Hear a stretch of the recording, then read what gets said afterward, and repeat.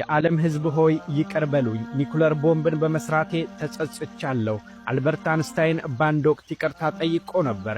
እኔ ኒኩለር የሠራሁት የኃይል ማመንጫ እንዲሆን ኢነርጂ ለማመንጨት እንጂ ለጦር ቦምብ እንዲውል አልነበረም። ለጦር ቦምብስ ብትጠቀሙት አንድ ጠላት ሀገራትን ለማስፈራሪያ እንዲሆን እንጂ እንዴት ሥራ ላይ ታውሉታላችሁ ሲል ጠይቋል። ኒኩለር ቦምብ አጥፊ ነገር ነው።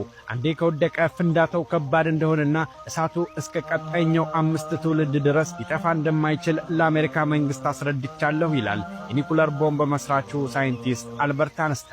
ለኤሌክትሪክ ኢነርጂ እንዲጠቀሙበት ያስተዋወቁትን ኒኩለር ቦምብ ሕዝብን ለማጥፋት ተጠቀሙበት።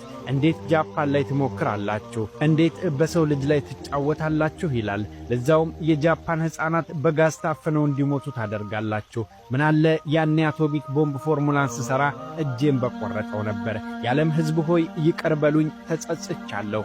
አሜሪካ ታሪኬን አበላሸችው። ለዓለም ስንት ፈጠራዎችን እንዳልሰራው ሂሮሺማና ነጋሳኪ ላይ በወሰደችው የኒኩለር ውድመት ስሜን አጠለሸችው፣ ታሪኬን ደለዘችው ይላል።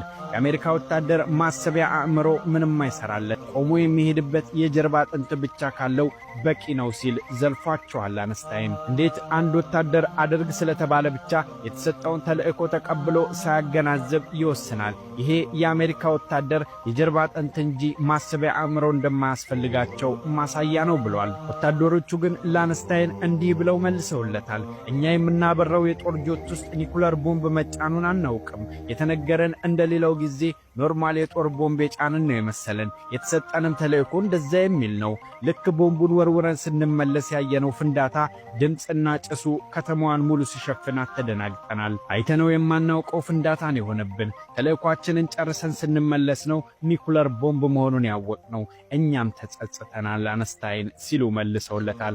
ኒኩለር ቦምብ ዛሬ ላይ የሚፈራው ለዚህ ነው። አንዴ ከተጠቀምነው አንድን ሀገር ሙሉ በሙሉ ያውድማታል። ያኔ ጃፓን ላይ የወደቁት ቦምቦች ጥቂት ኒኩለር የተሞላባቸው ነበሩ። የአሁኑ ግን ከቀድሞ እጅግ በጣም ብዙ የዩራኒየም ጨረር የተሞላበት ነው። ለዚህም ነው ኒኩለር ያለው ሀገር በዚህ ልክ የሚፈራው። አልበርት አንስታይን ሦስተኛው የዓለም ጦርነት እንዴት ይጀመራል ተብሎ ሲጠየቅ ሦስተኛውን አላውቅም፣ አራተኛው ግን በዱላና በድንጋይ ነው የሚሆነው ሲል መልሷል። ይህንንም ያለው ሦስተኛው የዓለም ጦርነት በኒኩለር ስለሆነ ጦርነቱ ዓለም ሙሉ ተጠፋፍቶ ወደ ድንጋይ ዘመን ወደ ድሮው ስለሚመለስ እንደሆነም ተገልጿል።